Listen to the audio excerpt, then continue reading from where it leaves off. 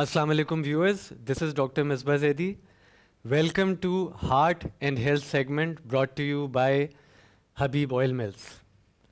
آج ہمارے ساتھ موجود ہیں doctor Nida Shakeel who is a renowned endocrinologist and diabetologist. السلام علیکم. وعلیکم السلام. Thank you for taking out time and being in this show. Thank you very much. ناظرین آج ہم ڈسکس کریں گے ہارٹ ہیلتھ کو بھی. اس کے علاوہ we will focus on diabetes mellitus, its causes, its risk factors and how can we deal with it. Stay tuned and you will get a lot of learning and helpful tips from Dr. Nida Shakil today. So coming back to Dr. Nida, کیا حال چال ہیں آپ کے؟ بالکل ٹھیک. خیریت سے ہیں؟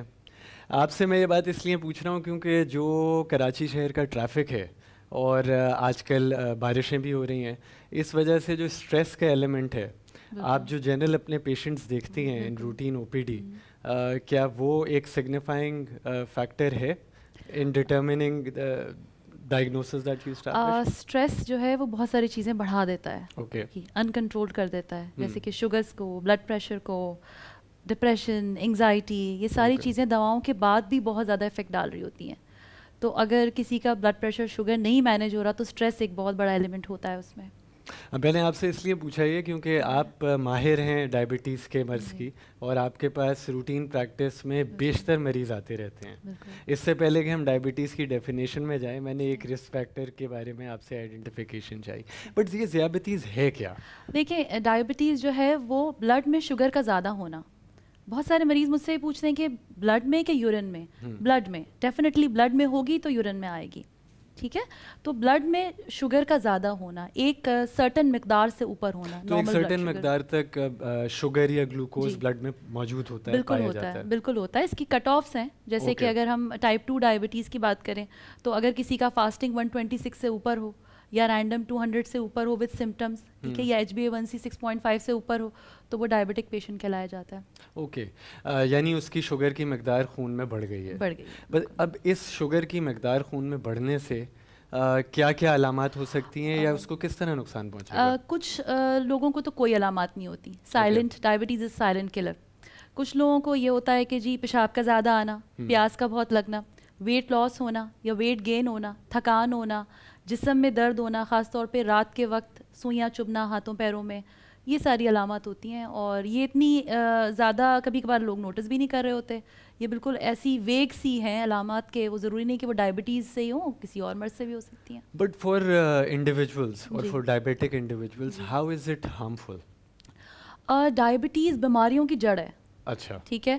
ڈائبٹیز اگر کسی کو ہے تو وہ اس کا risk of cardio vascular disease, مطلب ہارٹ ڈیزیز, ڈبل ہو جاتا ہے. ٹھیک ہے.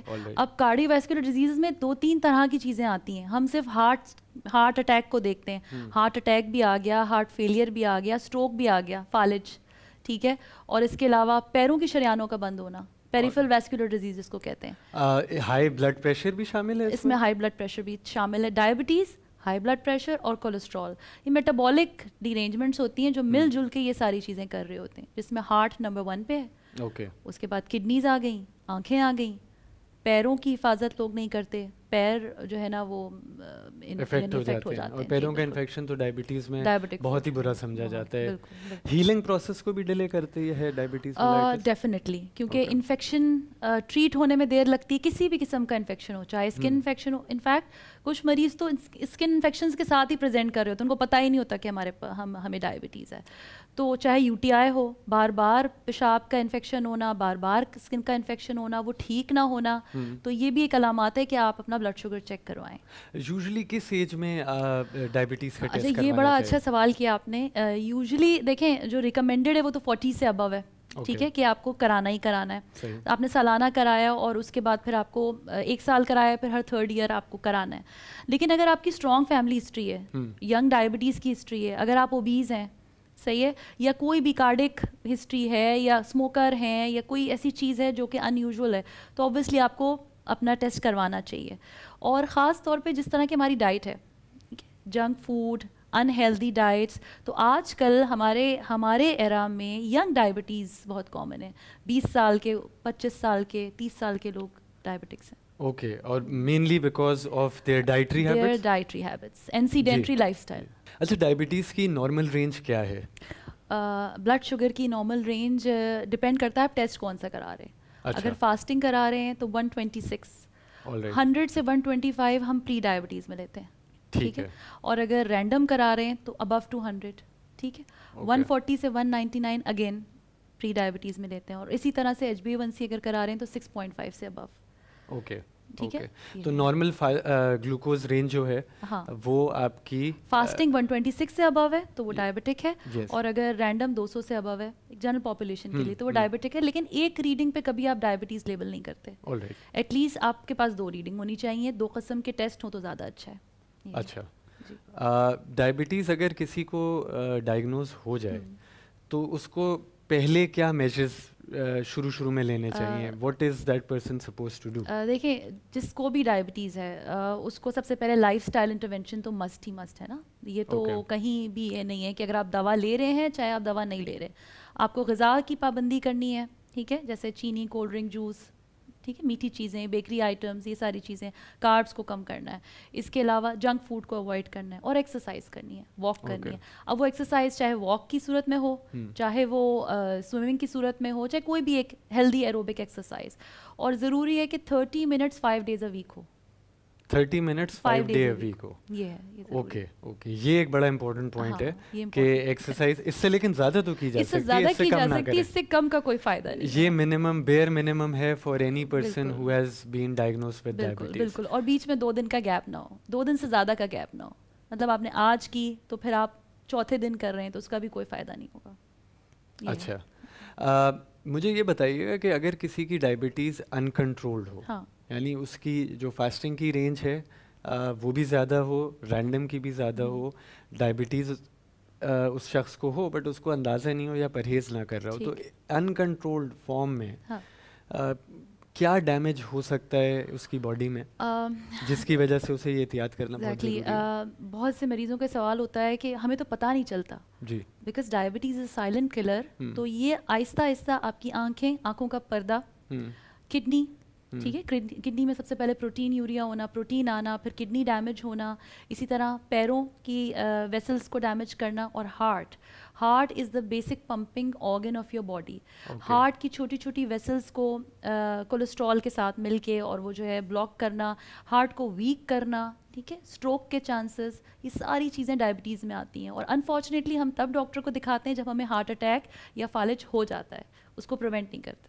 اوکے, تو ٹائملی اس کا ٹریٹمنٹ اور ایڈیکویٹ ٹریٹمنٹ اگر لیا جائے تو آپ اتنی سیریس کمپلیکیشنس کو پریونٹ کر سکتے ہیں.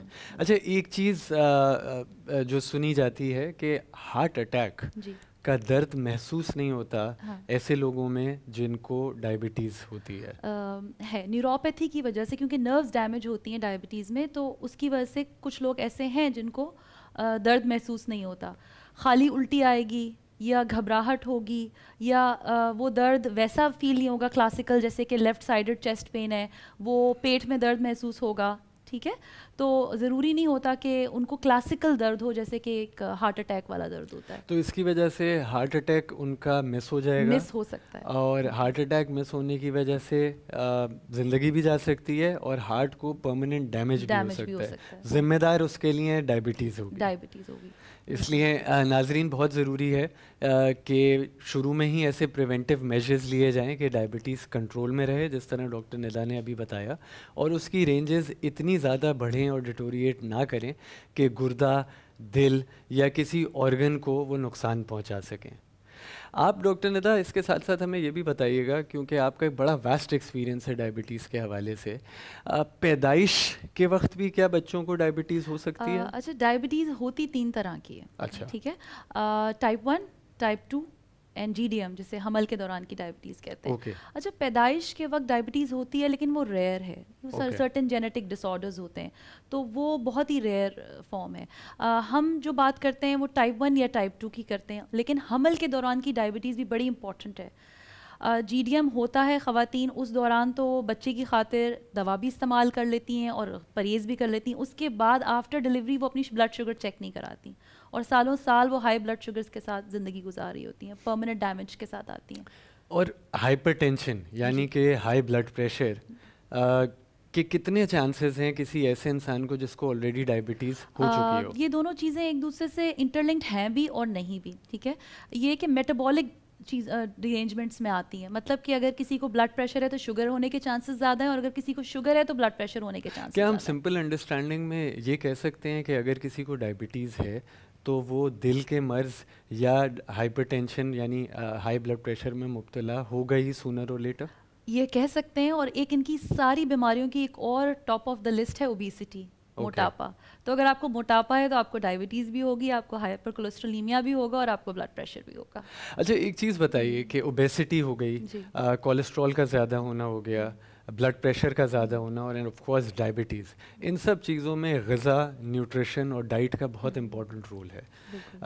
کس قسم کی ڈائٹ لی جائے, کس قسم کے کھانے کھائے جائیں, تیل کا استعمال اچھی کوالٹی کا کیا جائے یا اس کو کس طرح مناسب رکھا جائے؟ دیکھیے سب سے پہلے تو یہ ہے کہ ہم جنک فوڈ اوائڈ کریں. ٹھیک ہے, جیسے کہ کولڈ ڈرنک, پیزا, برگر وغیرہ.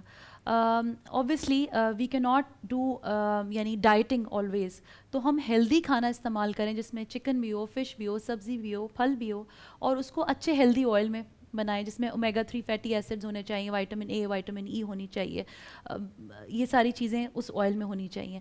پھر منیمل آئل کا استعمال ہونا چاہیے, یہ نہیں کہ آپ ہر چیز تیل میں ڈوب کے بنا رہے ہیں. تو اوبیسلی جو بھی آپ بنا رہے ہیں گھر میں بنائیں, اچھی طرح سے یعنی لو آئل, لو فیٹ میں بنائیں, اور یہ ہے کہ کم سے کم استعمال کریں اور اپنے آپ کو موبائل رکھیں. تو نہیں, یہ آپ کی بات بہت امپورٹنٹ ہے کہ باہر کے کھانوں میں آپ کو پتہ نہیں ہوتا کہ کون سا مٹیریل یا آئل یا ایون فوڈ پروڈکٹس بھی کون سی استعمال کی جا رہی ہیں. گھر میں یہ ہے کہ ایک اطمینان ہوتا ہے. جو ہماری ہاؤس وائفز ہیں یا خاتون خانہ ہیں, ان پہ ڈپینڈنٹ ہوتے ہیں گھر کے 5-6 لوگ. میرے خیال سے ان کے لیے بھی ایک اہم میسیج اور ذمہ داری ہے کہ جس طرح سے وہ نشو و نما رکھیں گی اپنی فیملی کی, اس طرح سے ڈائبٹیز اور دوسرے امراض سے وہ دور رہیں گے. میں یہ کہتی ہوں کہ اگر آپ کے گھر میں ایک افراد ڈائبٹیز یا ہائپر ٹینشن کا شکار ہے تو آپ اوور آل ہی اپنے گھر کی ڈائٹ چینج کر دیں. ٹھیک ہے, تاکہ آپ کا جو بچہ چھوٹا ہے وہ بھی اس کا عادی ہو جائے. جیسے کہ آپ کو ایک ہیلدی ڈائٹ کی جس میں آپ میلز ہمیشہ اسمال لیں, 5 میلز لیں مگر اسمال لیں, آئل کم سے کم استعمال کریں, اچھا تیل استعمال کریں, ڈیپ فرائڈ فوڈ نہ استعمال کریں, اور یہ پیکٹ کے اور جنک فوڈ جو ہیں وہ استعمال نہ کریں, کولاز, کولڈ ڈرنکس وغیرہ یہ سب چیزیں نہ استعمال کریں. واک کریں, ایکسرسائز کریں. آئی تھنک سب کو ہی کرنی چاہیے. نہیں, thank you for such valuable tips and thank you for being here today. ناظرین, اس کے ساتھ ہم آپ سے اجازت لینا چاہیں گے اور ڈاکٹر ندا کو شکریہ ادا کرنا چاہیں گے. Stay tuned for other health related subjects by Habib oil mills. Thank you and خدا حافظ. Take care of your سیلفس.